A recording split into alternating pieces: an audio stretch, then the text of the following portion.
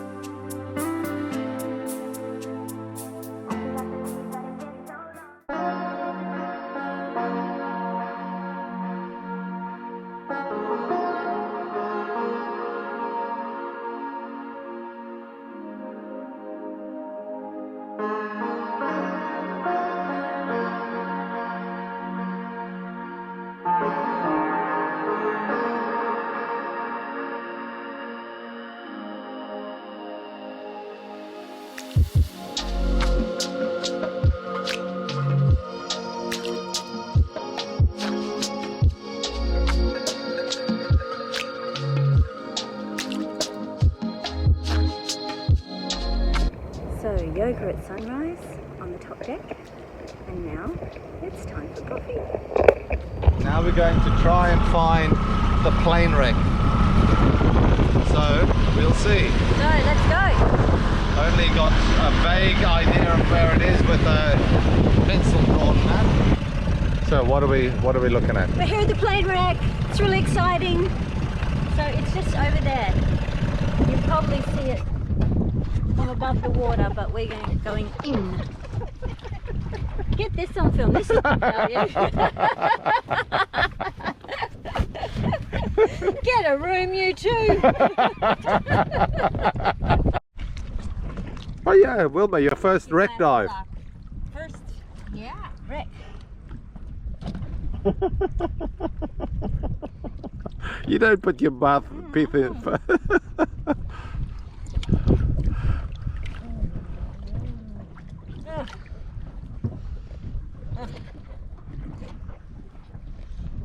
Okay. Oh.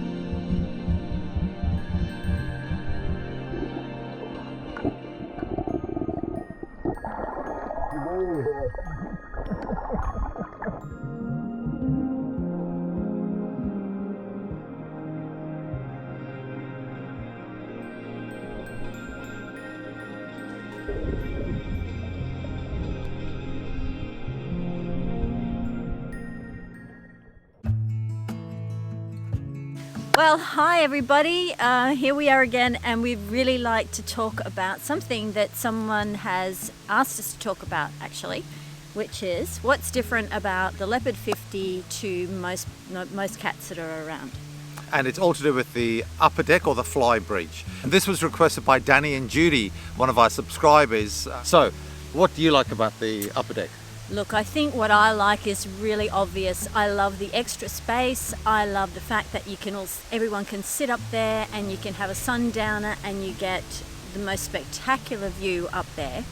I love it that it's got a little fixed table so that it doesn't slide around everywhere, and you can sit there at anchor and you can just have the most marvelous time. It's very comfortable. I also love the fact that you can do exercise up there. So, we do yoga a lot, we exercise. The other thing I really love about it is I love the view and the vantage point that you have from being up there, particularly when you're going through shallows.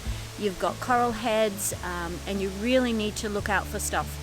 Yeah. Being that little bit higher, it's absolutely amazing. You can see a lot more than you would think that you could see just by being just that one low deck lower. Oh, you've pretty much covered most of it. Have I? You have. You've done really well. But the other thing is obviously there's a couple of lounges there which a lot of other people would be using for sunbathing. That's another great aspect. Or looking at the stars. Looking at the stars, exactly. Yeah. We both went looking at the stars. We both went off into this, remembering the last time we looked at the stars. Isn't that funny? So the upper deck comes as a standard with the Leopard 50, so it doesn't cost you anything extra anyway. You used to be able to get the Performance 50 that didn't have the upper deck, and the main difference is the height of the boom. One of the issues when you've got an upper deck, in order to be able to walk, they have to lift the boom up above basically to about 2 meters, which means that your sail area is pushed a little bit higher and you lose a bit of sail area. So that is one of the cons. The boom is both a little bit higher, so that does two things: a little bit less sail area, but also fixing the mainsail inside the boom bag also can become a bit of an issue because it's quite high. So what I found you have to do is you have to stand on top of the roof of the steering station to push the sail into the boom bag and close the boom bag. They also have steps at the front on the mast so you can climb up and manage the front end of the sail. So that's probably the main disadvantage. The same thing is also an advantage because the boom is higher. When you jibe, or if there's an unexpected wind gust when you're trying to sort the sail out, it is actually above head height, so you're not going to be hit by the boom if you jibe inadvertently. We compensated for that loss of sail area down below by having a square top main. But again, performance for us isn't such a huge issue. We've gone really, really fast in the past. So we don't really need to go that fast these days. Yeah, we've done 20 knots for 3 hours continuously, and it was a great experience, but not one that I would want to do on a bigger boat and it's short-handed. Not so comfortable. That's right. It's a little bit too exciting. Yeah. So one of the other potential disadvantages is the loss of surface area for putting solar panels. But in fact, that area isn't ideal for putting solar anyway, because when you're sailing along, the mainsail will be shading the rooftop area 50% of the time anyway. So in real terms, you're much better off to put your solar on a solar arch on the rear deck, not on the Flybridge. It's a disadvantage not being able to use that area, but we weren't going to use that area anyway. In terms of a socializing area, again, we tend to only use it at night when the sun's gone away. Why? Because of sun cancer.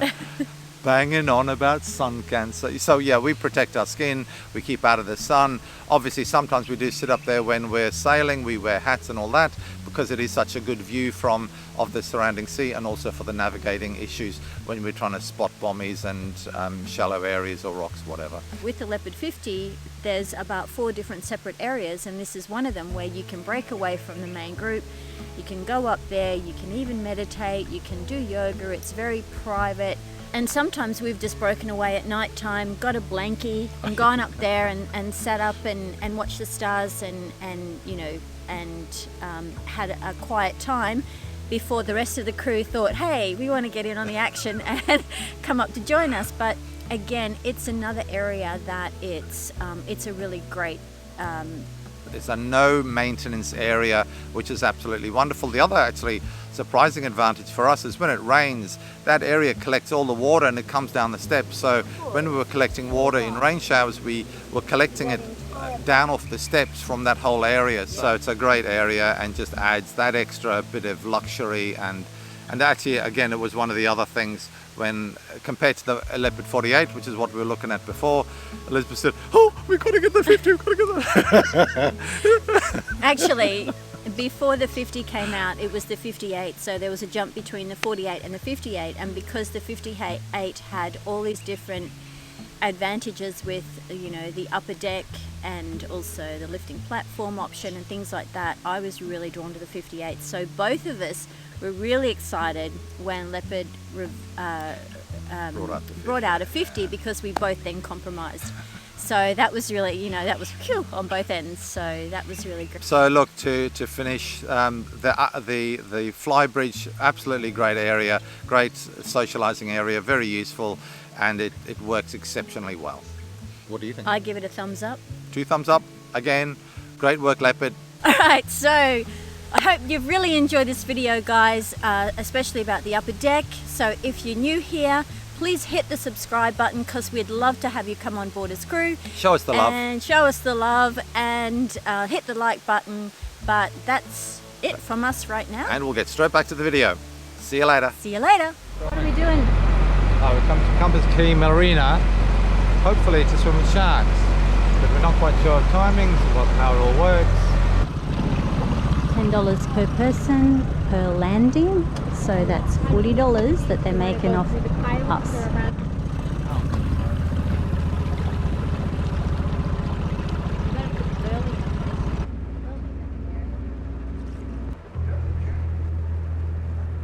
Just one question, do they bite? No, not if you pull on. If you pull on them, they will bite you. Okay, Don't pull on them and you're fine. right, okay. Yeah. We are in Compass Key, and we're about to swim with these sharks down here. And they're just waiting for you. Waiting till you put your tootsies in the water. And What kind of fish are these? Bonefish, jack, snappers. don't stand on Not them. a bonefish, that's a... That's a jack you looking at. Jack, yeah. That means dinner. You coming in, hon? Yeah.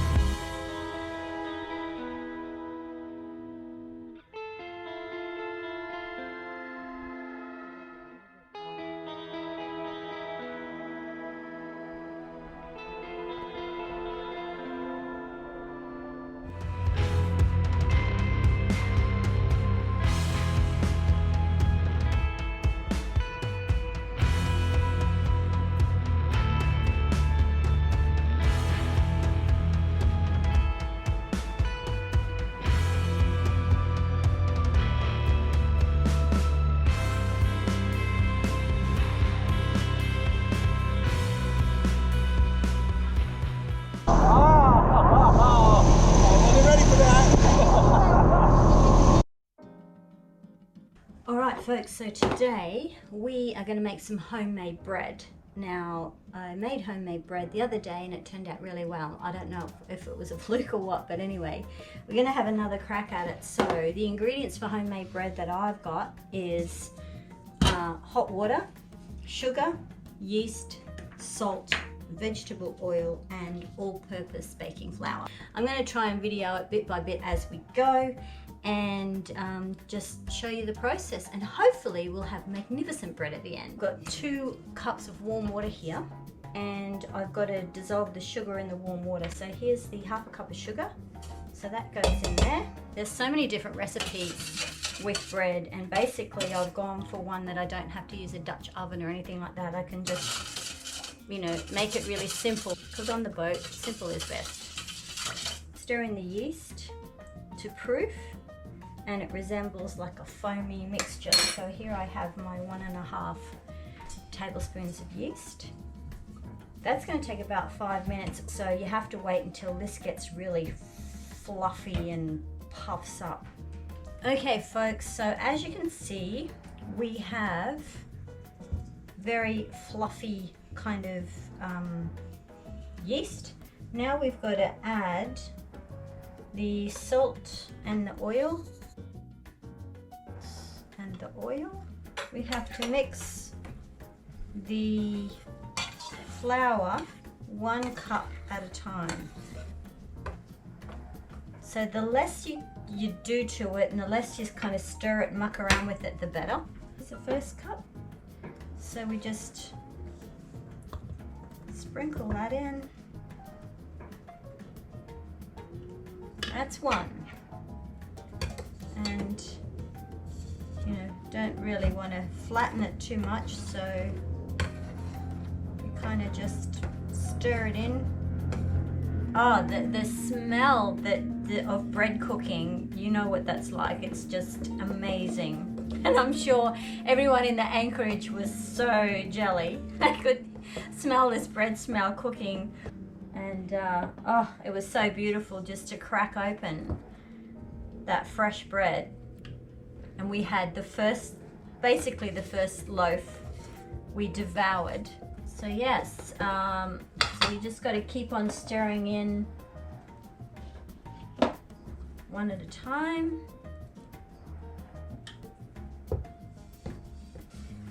When you are in places like at the moment we're Staniel Key, you know, John lashed out and bought a 2-litre milk, and it costs $7. So this recipe makes 2 loaves of bread, but I've only got 1 bread tin. You can see it's starting to come off the sides of the dish. So that's apparently a good sign. I'm supposed to knead it for about 7 minutes, so I'll go and put a glove on. So these surgical gloves come in handy, pardon the pun. And I'm just gonna add a little bit of flour onto my glove so it doesn't stick to it as much.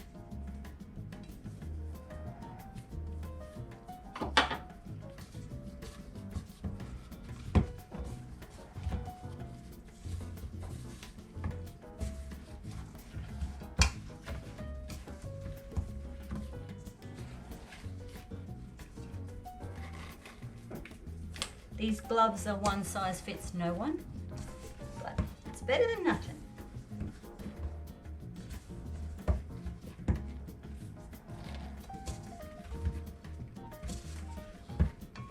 And it looks like it's too sticky, and I need to add some more flour, but really kind of trying to resist adding too much flour. Now what happens now, after I've kneaded it for around 7 minutes, I then cover it with a damp cloth, and it's got to rise. So I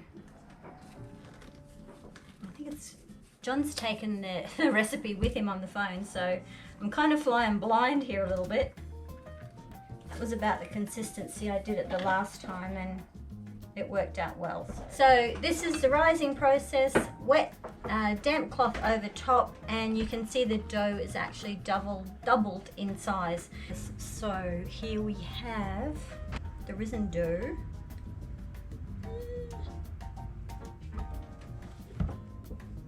Gotta punch it down, and then gotta knead it for another minute.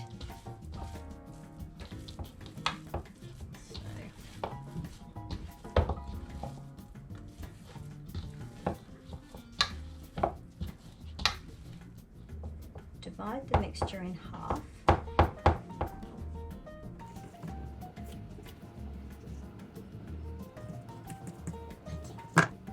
Put one in the bread tin to rise. Now I chose to get one of these silicone bread tins because I figured on a boat it won't rust as quickly.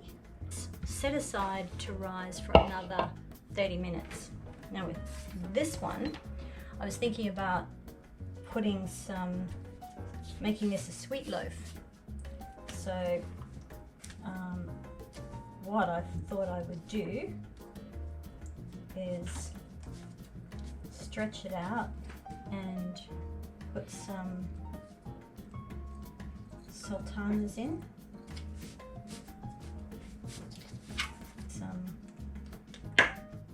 and maybe just a sprinkle of nuts there.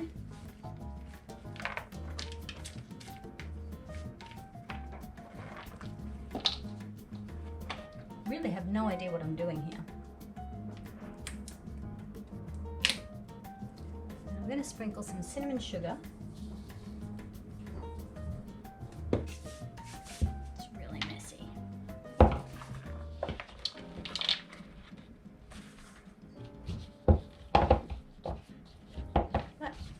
I'm going to set that aside for half an hour as well. See how we go.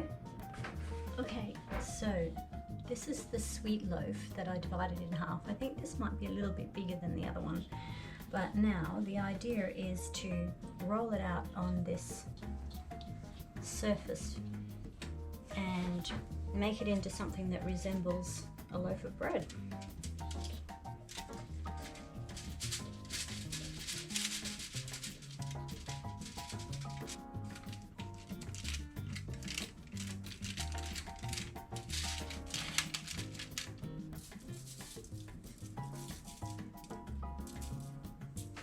Sprinkle cinnamon on the top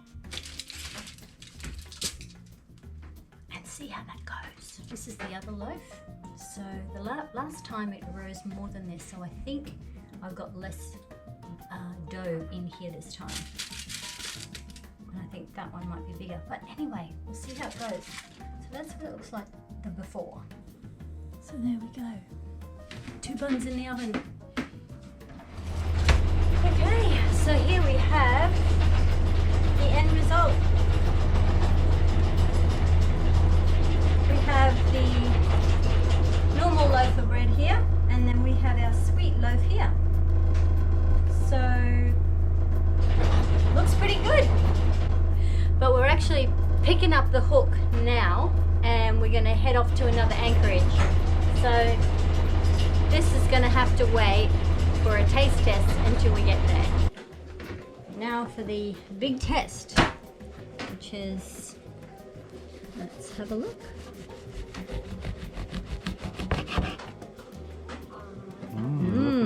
Looks pretty good. And your first attempt at fruity kind of. Yeah.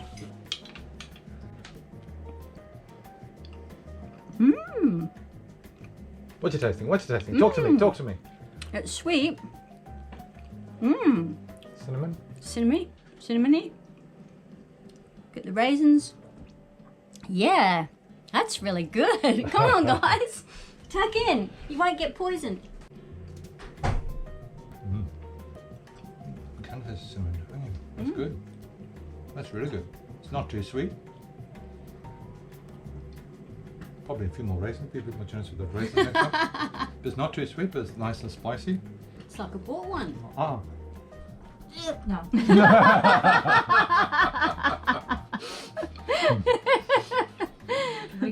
Good? I love it. All right.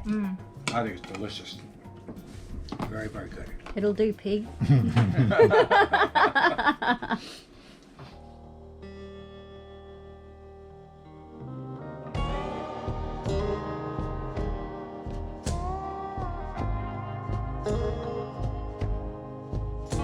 If you have liked this episode, hit the like button, subscribe for free, and ding the dong so you don't miss your fix of the next exciting episode. Love and health from the Barefoot Doctors.